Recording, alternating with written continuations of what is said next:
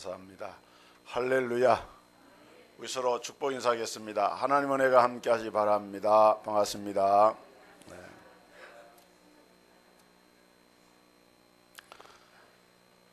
미국의 상담학자인 에이브라함 메슬로는 우리 인간에게 5가지 욕구가 있다. 그 첫 번째 욕구는 생리적인 욕구다. 그래서 먹고 자고 배설하는 가장 기본적인 욕구가 사람에게는 있다. 그 다음에 두 번째는 안전의 욕구인데, 이 안전의 욕구는 어떤 위험으로부터 보호를 받고 안전하기를 바라는 그런 욕구라는 것입니다. 그 다음에 세 번째는 사회적인 욕구가 있고, 네 번째는 존경의 욕구가 있고, 그 다음에 다섯 번째는 자기의 자아를 실현함으로써 성취감을 얻고자 하는 욕구가 있다. 이 5가지 욕구가 꼭 계단 이런 순차적으로 꼭 나타나는 것만은 아니고, 때로는 이렇게 복합이 되기도 하고 순서가 바뀌어지기도 하지만은 어쨌든 우리 인간의 그 내면에 있는 욕구를 이렇게 5가지로 이렇게 정리를 했습니다. 사람은 누구나가 다 인정을 받고 싶어 합니다. 누구나가 다 본능적으로 다른 사람에게 인정을 받고 싶고 또 존경받고 싶어 합니다. 그래서 그 사람이 성공했느냐 실패했느냐 하는 것을 다른 사람들이 얼마나 인정을 해주고 존경하느냐 그렇지 않느냐에 따라서, 그 기준을 따라서 판단하는 것이 우리 사회의 한 일면이라고 볼 수 있습니다. 연예인들이나 정치인들 보면은 대중들의 인기와 박수, 환호, 여기 어떻게 보면 아주 목숨을 걸다시피 하면서 살아가고, 대중으로부터 잊혀지고 박수를 받지 못하고 대중에게서 이렇게 멀어진다 생각하면은 굉장한 이렇게 상실감을 느끼기도 합니다. 우리의 아예 처음부터 그런 인기가 없으니까 잃을 것도 말 것도 없지만은, 인기를 한 몸에 받았던 사람들은 그 인기가 떨어지면은, 박수가 그치면은 굉장히 상실감이 크다는 거예요. 그들은 인기를 먹고 삽니다. 그런데 그 인기가 도대체 뭔가? 알아주고 박수 쳐주고 존경하는 것인데, 그 사람들은 그것을 가리켜서 성공이라고 생각을 하는 겁니다. 그러나 우리가 조심해야 할 것이 있는데, 이 존경의 욕구라든지 이런 자아실현의 욕구는 사탄이 사용하는 가장 강력한 무기가 될 수도 있고, 우리가 자칫 잘못하면은 그 사탄의 집중 포화를 받는 대상이 될 수도 있다 하는 사실을 간과해서는 안 됩니다. 에덴 동산의 하와가 넘어진 이유가 무엇인가? 단순히 선악과를 먹어서 그런가? 먹는 문제 때문에 넘어졌는가? 우리가 성경을 살펴보면은 물론 먹는 문제가 기본적으로 깔려 있지만은, 네가 이것을 먹으면은 하나님과 같이 될 것이다. 뱀이, 사탄이 하와를 시험하고 유혹할 때 이 선악과를 먹으면 내 눈이 밝아져서 네가 하나님처럼 될 것이다, 그 말을 딱 듣는 순간에 하와가 그 말에 꿰이며 넘어간 거예요. 여러분, 예수님께서 40일 동안 금식하여 기도하시는 가운데 마귀에게 시험을 당한 장면이 성경에 나옵니다. 물론 그때도 먹는 문제가 첫 번째 시험이었습니다. 이 돌을 명하여 떡이 되어 한번 먹어보라, 그렇게 했어요. 그러나 그 다음 시험 보면은 결국은 예수님에 대해서 네가 하나님의 아들로 인정을 받고 싶으냐?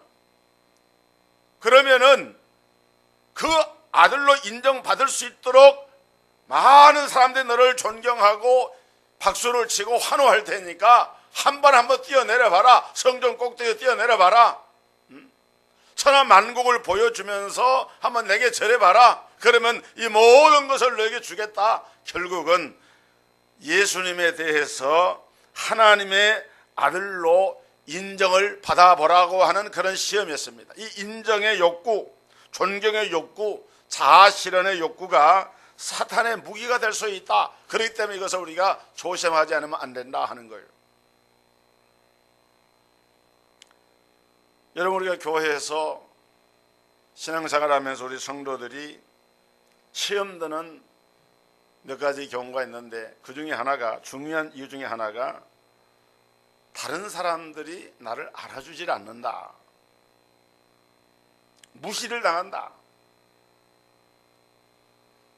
나는 교회 안에서 그런 사람이 아닌데 왜 나를 인정해주지 않고 알아주지 않는가, 천대를 하는가. 인정받고 칭찬을 받고 싶은데 그렇지 못하다는 거예요. 교회뿐만 그런 것이 아닙니다. 정치인들, 연예인들, 죄송하지만은, 부끄럽지만은 목사님들도 마찬가지입니다. 뭔가 직함이 주어지면 열심히 일을 합니다. 그래서 목사님들이 모이는 그런 연합회나 이런 모임 보면은 회장들이 너무너무 많아요. 무슨 공동회장, 실무회장 뭐 해가지고 막 그냥 직함들이 주어져. 그런 직함을 주지 않으면은 함께 참여를 하지 않는 거예요. 누구나가 다 크고 작음의 차이는 있지만은 이렇게 칭찬받고 싶어하고 존경받고 싶어하는 욕망은 다 실존하고 있습니다. 그 사람이 연예인이든 정치인이든 목회자든 일반인이든 욕망이 겉으로 드러나지 않았을 뿐이지, 사람들은 이 메슬로가 말한 것처럼 자아를 실현하고 남들로부터 인정을 받고 존경을 받고 박수를 받고 싶은 그런 욕망이 사람들에게 다 있는 거예요. 그러나 우리가 말로는 주님을 위한다고 합니다. 말로는 하나님의 영광을 위한 것이라고 한다고 합니다. 오늘 여러분은 어떻습니까? 사람의 칭찬에 목말라 하고 계시지 않습니까? 우리가 조심해야 됩니다. 사람의 인정과 칭찬은 헛된 것일 수가 있고 때로는 속이는 것일 수도 있어요. 오죽하면은 예수님께서 누가복음 6장 26절에 모든 사람이 너희를 칭찬하면 화가 있도다 그랬어요. 모든 사람이 너희를 칭찬하면 화가 있도다. 왜 그렇습니까? 때로는 그 사람에게 속아서 그럴 수도 있고요. 정말 그 사람이 때로는 칭찬을 받을 만한 그런 일을 했기 때문에 모든 사람이 칭찬할 수도 있어요. 속아서 칭찬하는 것도 문제고요. 정말 그 사람이 칭찬받을 만한 일을 해서 모든 사람들이 칭찬하는 것도, 그것도 문제가 될 수 있어요. 왜? 모든 사람들이 칭찬할 때 그 사람 마음속에 어떤 마음이 심어드느냐? 아, 나라고 하는 존재가 대단한 존재구나. 내가 박수를 받을 만해. 내가 영광을 받을 만해. 내가 높임을 받을 만해 하고 스스로 자아에 도취돼 가지고 이 칭찬의 결과가 그 사람으로 하여금 교만으로 가게 하는 통로가 될 수가 있다는 사실입니다. 오늘 여러분, 그렇다고 하면 우리가 어떻게 해야 됩니까? 결론부터 말씀을 드리자고 하면은 칭찬은 주님께로부터 받아야 됩니다. 할렐루야. 칭찬은 누구한테 받아요? 주님 앞에, 주님이 보실 때에 칭찬할 수 있는 성도가 되어져야지. 사람의 칭찬에 일희일비할 필요가 없다. 여러분, 주님의 칭찬은 비록 눈에 보이지 않습니다. 사람들이 알아주지 않아요. 그러나 주님이 인정하시는 그 칭찬이 최고의 칭찬임을 믿으시기를 주의 이름으로 축원합니다. 주님의 칭찬이 최고다.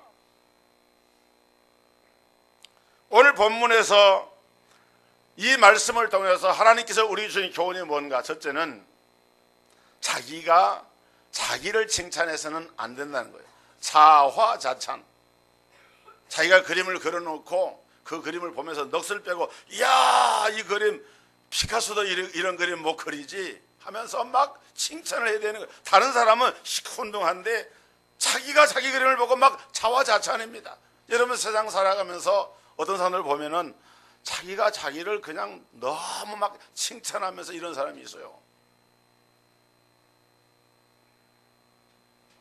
성경은 뭐라고 말씀하느냐? 남들이 칭찬할지언정 자기 입으로는 말라 그랬습니다. 고린도후서 10장 12절에 보면은 우리는 자기를 칭찬하는 어떤 자와 더불어 감히 짝하며 비교할 수 없노라. 그러나 그들이 자기로서 자기를 헤아리고 자기로서 자기를 비교하니 지혜가 없도다. 그러나 우리는 분수 이상의 자랑을 하지 않고 오직 하나님이 우리에게 나누어 주신 그 범위의 한계를 따라 하노니 곧 너희에게까지 이런 것이라 그랬습니다. 무슨 말입니까? 자기가 자기를 칭찬하는 것은 한마디로 말해서 어리석은 일이다. 여러분, 이 어리석다라고 하는 말은 정말 쓸모없는 헛된 것이라고 하는 말입니다. 그리고 17절에 오늘 말씀 보니까 자랑하는 자는 주 안에서 자랑할지니라. 따라합시다. 자랑하는 자는 주 안에서 자랑할지니라. 자랑하는 자는 주 안에서 자랑할지니라 그래서요. 그 말은 무슨 말입니까? 여러분, 사도 바울은 나의 나된 것은 다 하나님의 은혜로 된 것이라 그랬습니다. 우리가 구원받은 것, 우리 생명이 지금 생명을 존속하고 숨을 쉬고 살고 있는 것, 내가 지금 누리고 있는 것, 내 삶 속에 주어진 모든 것들이 하나님의 은혜가 아닌 것이 없어요. 그래서 우리가 어떤 칭찬받을 일을 했다, 무언가 좀 보람 있는 일이 되어졌다, 그건 누구 덕에 한 거예요? 조상 덕이에요? 내 덕이에요? 주님 덕이에요? 주님이 은혜를 주셔서 된 거예요. 그러니까 박수를 누구한테 돌려보내야 돼요? 주님께 영광을 돌려야 돼요. 주님 감사합니다. 나같이 못난 것을, 나같이 부족한 것을 하나님이 사랑하셔서 이렇게 이런 일을 할 수 있도록 은혜를 베풀어 주셨으니 감사합니다. 하나님께 영광을 돌립니다. 그것이 뭡니까? 주 안에서 자랑하는 거예요. 진짜 칭찬을 받으려고 하면은 주님께서 칭찬하는 사람이 되어야 한다는 거예요. 그래서 우리가 제일 조심할 것이 있는데 그게 뭐냐? 이 명예욕과 이 권세욕이라고 하는 것을 우리가 경계해야 됩니다. 사람들이 알아주는 그것, 그리고 자기가 대단하다고 하는 것을 드러내는 그것, 이것은 우리를 어떻게 만들고 하면은 교만하게 만들어요. 여러분, 창세기 11장에 보면은 바벨탑에 대한 이야기가 나옵니다. 우리가 성과 대를 높이 쌓아서 우리의 이름을 내고 온 지면에 흩어짐을 면하게 하자. 거기 보면은 우리가 우리의 이름을 내자는 거예요. 누구 이름을 내요? 하나님의 피조물로서 하나님이 노아 홍수 이후에 은혜를 베풀어 주셔서 노아의 후손들이 이제 번성하기 시작할 때에 하나님 은혜를 감사합니다. 하나님께 영광을 돌려야 되는데 하나님의 이름을 내는 것이 아니라 사람의 이름을 높이고 온 땅에 흩어지는 것을 면하자. 여러분, 성경에 보면 하나님이 생육하라, 번성하라, 땅에 충만하라, 땅을 정복하라, 온 땅을 다스리라. 하나님께서 사람을 지으신 목적이 어느 한 장소에 머물러서 성과 대를 쌓아서 자기 이름을 내는 것이 하나님 뜻이 아니에요.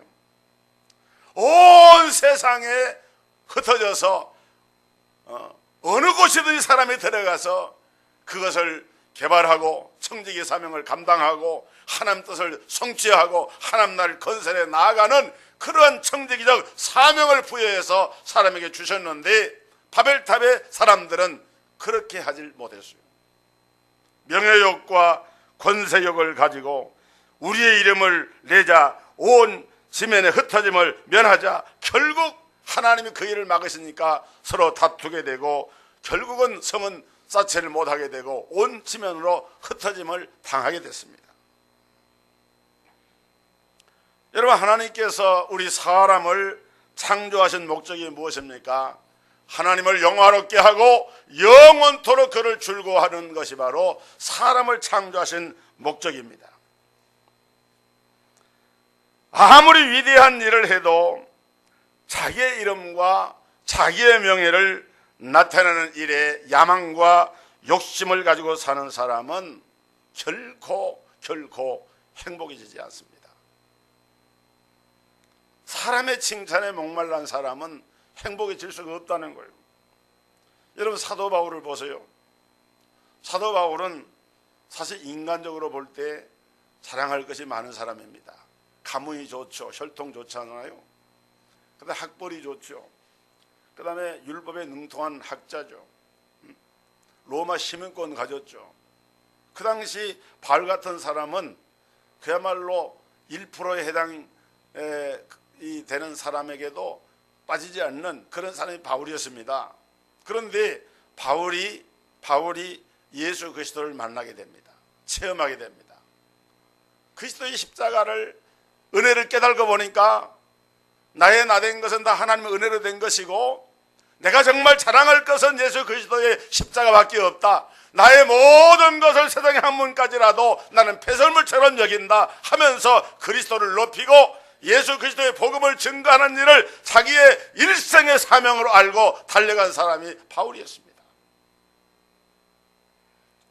오늘 주 안에서 자랑하라.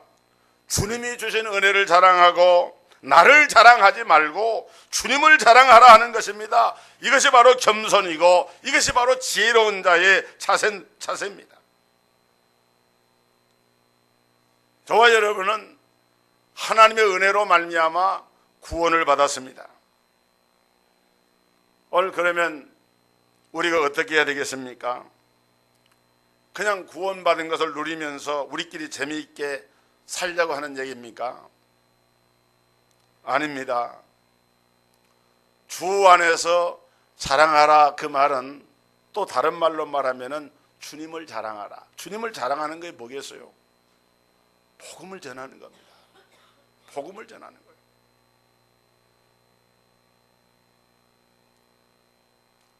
최고의 주님을 증거하고 자랑하는 것이 복음 증거입니다. 우리가 2016년도 한 해를 살아가면서 제가 지난주에도 설교 말씀에 그런 말씀을 했습니다마는 금년 한 해를 살아가면서 내가 한 영혼이라도 주님 앞에 정말 그 영혼을 사랑하는 마음을 가지고 내 마음에 담고 기도하면서 복음을 전해가지고 그로 하여금 이 동서교회의 예배 자리에 인도할 수 있도록 하나님 나에게 복음을 증거할 수 있는 믿음과 담력을 주옵소서 하고 기도하고 그 일이 그렇게 이루어질 수 있는 이런 한 해가 될 수 있기를 주의 이름으로 축원합니다. 축원합니다. 크게 아멘 하세요. 축원합니다. 믿음대로 될지어다. 믿음대로 돼야 돼요. 전도가 안 된다고 말하고 복음을 외면하는 이런 시대 가운데 있지만은 여러분 가정의 자녀들 믿지 않는 자녀들 있잖아요.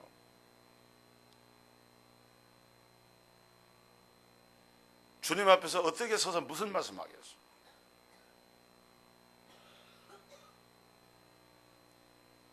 다 큰 자식들 말 안 듣죠. 그래서 주일학교 교육이 너무 중요한 거예요. 어렸을 적에 엄마 아빠 교회 갈 때 함께 손을 잡고 교회 와서 예배 드리는 습관처럼 좋은 습관은요 그 사람의 인생이 되고 그 사람의 삶의 하나의 운명이 되는 거예요. 인격이 되는 겁니다. 그러나 늦었다고 해서 포기해서는 안 돼요. 지금도 기회는 주어져 있고 기회라기보다도 지금도 하나님은 우리에게 그 질문을 하고 계세요. 주 안에서 자랑해라. 주님을 자랑해라. 주의 복음을 증거해라. 제가 이렇게 표현하면은 좀 막된 강단 용어로서 적절하지 않습니다만은 우리의 어떤 결심을 다지는 생각에서 한번 따라해 보세요. 금년 한 해 동안 썩은 보릿자루라도 교회로 인도하겠습니다. 말이 표현이 좀 이렇게 좀 안 맞는 표현이지만은 하다 못해서 못하면은 썩은 보릿자루 같은 그런 생이라 할지라도 하나라도 내가 한 생명이라도 이 재단에, 이 강단에, 이 하나 예배 처소에 인도해서 하나님 앞 이 사명을 내가 감당하겠습니다. 여러분 안 된다고 생각하십니까? 할 수 있어요. 할 수 있습니다. 기도하시고 또 계속 복음을 전하고 선한 말로 좋은 말로 권고하고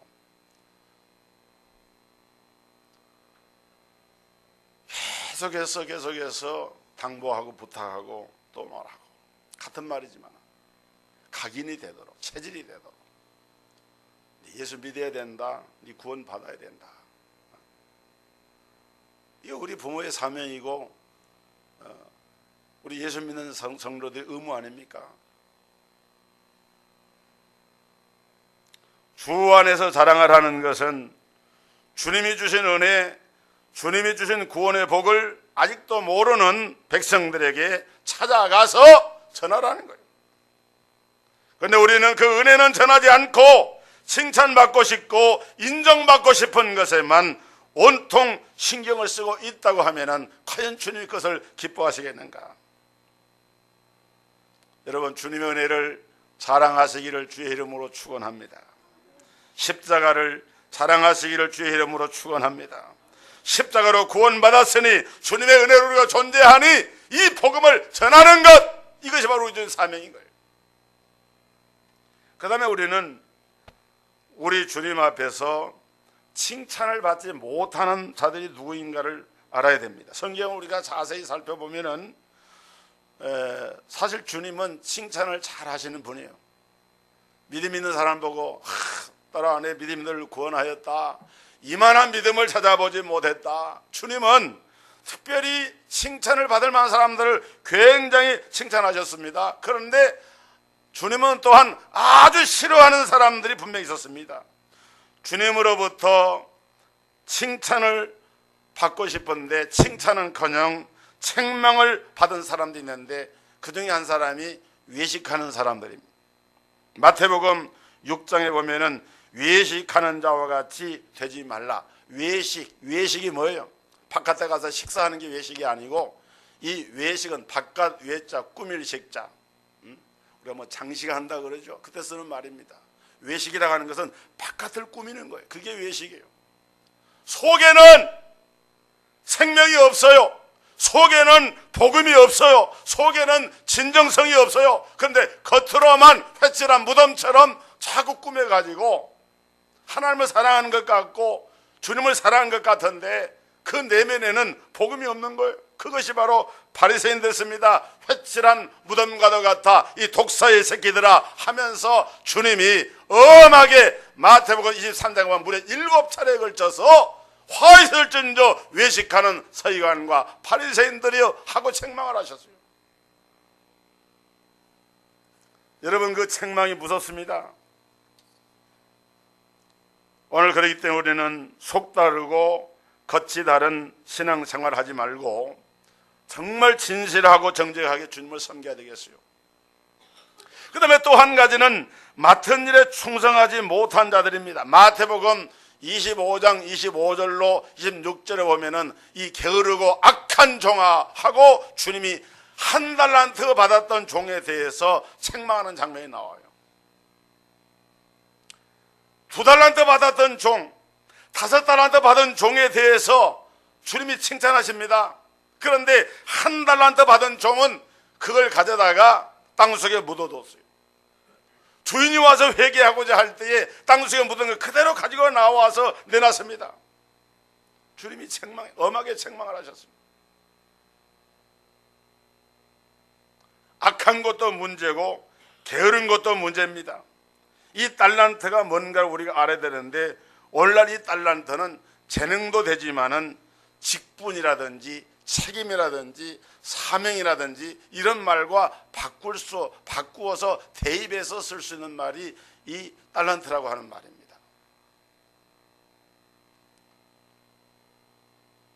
CV 타렌트, 영어의 타렌트라는 말이 있죠. 이 타렌트라고 하는 말이 이 성경의 이 헬라어의 이 달란트라고 하는 말에서 나온 말이에요. 연기자들이 재능을 가지고 연기해서 사람을 울게도 하고 웃게도 하고 감동을 주는 것처럼 그런 재능을 가지고 하나님 우리에게 재능과 직분과 은사와 능력을 주셨는데 그 주신 것을 가지고 내가 최선을 다해서 충성할 때에 그는 주님 앞에 인정을 받습니다. 그러나 그 받은 달란트를 가지고 충성하지 못하면은 주님께로부터 책망을 받게 됩니다. 그런가 하면 어리석은 사람들을 주님은 또한 책망하셨습니다. 오늘 본문에 보면은 이런 모습이 보이는데 고린도 교회가 많은 문제가 있는 교회였습니다. 파당 문제, 은사 문제, 우상 제사 문제, 결혼 문제, 성적인 타락 문제. 그런데 이런 것들을 믿음 안에서 교회 안에서 해결을 하지 못했어요. 서로 고소를 하고 상처를 줬습니다. 왜 그랬느냐? 성경은 그걸 다르게 표현하지 않고 어리석어서 그렇다. 여러분, 기본적 이 욕구 문제인 칭찬도 받고 싶고 존경도 받고 싶은데 이런 것들이 해결되지 않고 자기 입으로 자기를 자랑하고 자기를 드러내니까 상대적으로 다른 사람을 멸시하고 비난하고 무시합니다. 그러면 누가 알아줄 것처럼 생각을 하는 거예요. 그런데 사도 바울은 이런 고린도 교회 성도들을 향해서 자기로 자기를 헤아리고 자기로서 자기를 비교하니 지혜가 없도다 그랬어요. 지혜가 없도다 그 말은 어리석도다 그 말입니다. 어리석도다. 분수 이상을 자랑하지 않아야 되고 하나님이 우리에게 나누어 주신 그 범위와 한계를 따라서 자랑하라고 하셨는데 이 선을 넘어가면 교만하게 되고 어리석게 되고 이 선을 넘어서게 되면은 헛된 자랑이 되는 것인데 이것을 고린도 교인들은 몰랐습니다. 그런가 하면 우리는 주님께로부터 칭찬을 받는 사람이 누구인가를 바로 알아야 되는데 주님은 어떤 사람을 칭찬하는가 하면은 선행을 하는 사람들을 칭찬하셨습니다.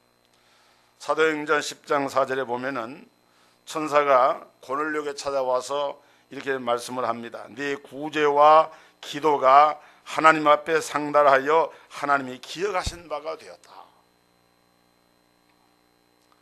기도하는 것, 구제하는 것,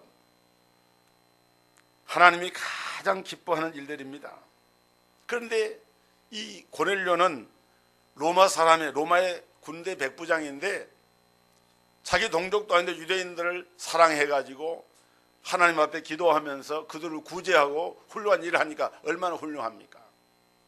그런데 우리가 알아야 될 것이 있어요. 아무리 기도를 많이 해도 구제를 많이 해도 선한 일을 많이 해도 그 사람이 복음을 모르면 주님 앞에서 의미가 없는 거예요.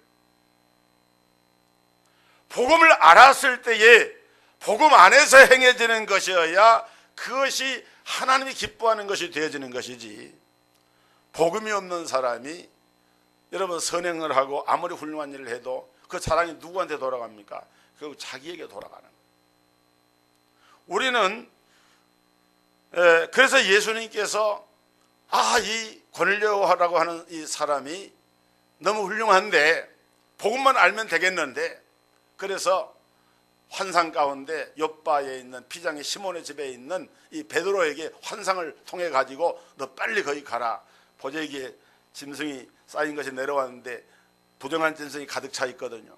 베드로가 너 이거 먹으라 하니까 하나님 먹으라 하니까 베드로가 나 이거 부정한 거 내 있게 이게 부정한 짐승으로 규정된 거 난 못 먹습니다.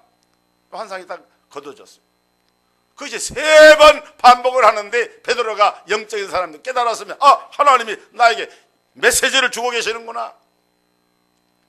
그 환상을 보고 마음을 딱 정한 순간에 문 밖에서 피장의 시몬의 집에 문을 두드리는데 보니까 백부장 고넬료가 보낸 사람이 온 거예요. 우리 주인이 선생님을 급히 좀 오시라고 합니다. 베드로가 만사 제쳐놓고, 원래 베드로는 유대인의 사도로서 유대인들에게 복음을 전하는 걸 사명으로 알았기 때문에 이방인에게 가서 복음 전할 생각 안 했는데, 그런데 그 말을 듣고 갑니다. 가니까 고넬료가 온 집안 식구를 다 불러 모아놓고 베드로 앞에 엎드려서 무릎을 꿇고 절을 했어요. 하나님의 말씀 우리가 듣고자 모였습니다.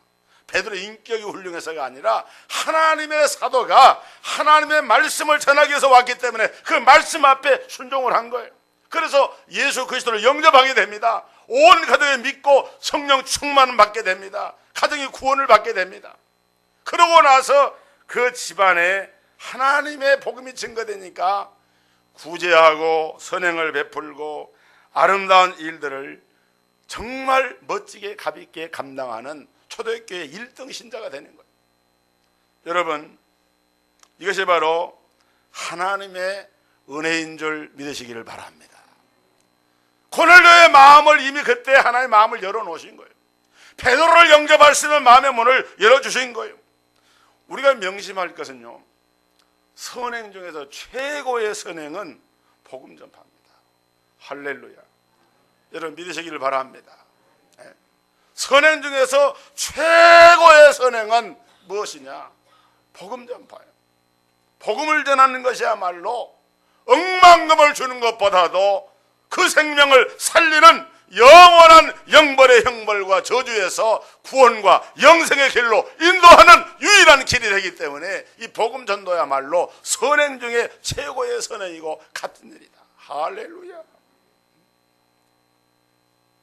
여러분, 아무리 구제를 하고 도와줘도 그 사람 죽어서 지옥 가면 아무 소용이 없잖아요.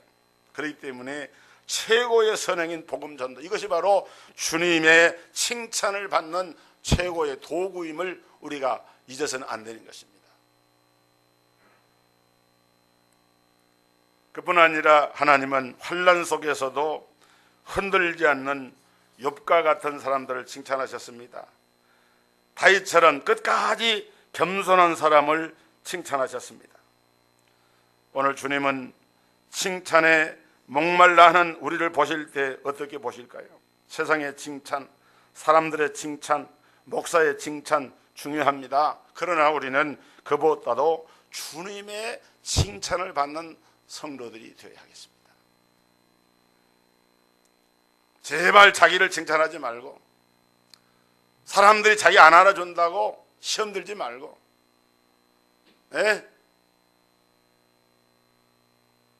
우리 주님도 당신 자신을 칭찬하신 적이 없어요. 하물며 우리가 어찌 자기 입으로 자기를 칭찬할 수가 있겠습니까?